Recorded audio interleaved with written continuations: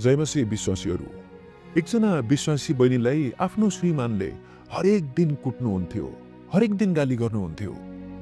एक दिन ती विश्वासी बहिनीले आफ्नो श्रीमानलाई खाना खान बोलाउँदा श्रीमानले भन्नुभयो, त जस्तो थारी आइमाईको हातबाट खाना खानुभन्दा त बरु म अर्कै बिहे गर्छु।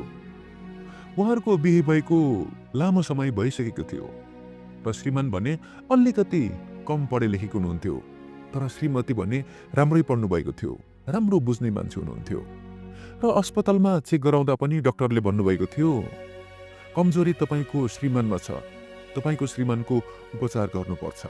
रिपोर्टले यही देखाएको थियो र यही कुरा डाक्टरले ती श्रीमानलाई सम्झाउनु खोज्दा ती श्रीमानले भन्थे, तर डाक्टर मिलेर मलाई नराम्रो बनाउन खोजेको।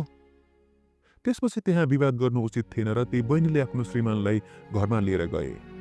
ती विश्वासी बहिनीले आफ्नो श्रीमानलाई धेरै माया गर्नुहुन्थ्यो र फकाई फकाई त्यो डाक्टरले दिएको औषधि खुवाउनुहुन्थ्यो। उहाँहरू दुवैजना विश्वासी हुनुहुन्थ्यो र उहाँहरूको लामो समयसम्मको विश्वास र प्रार्थनाले पनि ती श्रीमान र श्रीमतीको बच्चा भएको थिएन। एक दिनको कुरा हो, ती विश्वासी बहिनीको घरमा आफ्नो श्रीमानको बहिनी आउनुभएको थियो र उहाँहरू तिनैजना खाना खान बस्दा ती श्रीमानको बहिनीले भने, भाउजू, यत्रो लामो समयसम्म तपाईँहरूको उपचार भइसकेको छ, त्यही पनि बच्चा भएको छैन। यसमा तपाईँको पनि केही दोष छैन भाउजू र दाइको पनि केही दोष छैन। तर के गर्ने, हामीलाई जसरी पनि एउटा सन्तान चाहिएको छ। कि त तपाईँले अब एउटा सन्तान जन्माउनु पर्यो, होइन भने दाइलाई अब अर्को बिहे गराउनु पर्छ होला।